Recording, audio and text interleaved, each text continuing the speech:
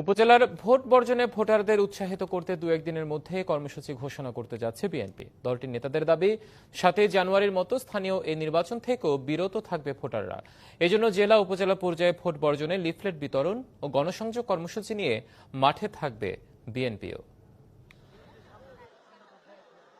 উপজেলা নির্বাচন নিয়ে দলীয় সিদ্ধান্ত আগেই জানিয়েছে বিএনপি। তারা একদিকে ভোট যেমন করছে না, তেমনি মাঠও ছাড়ছে না।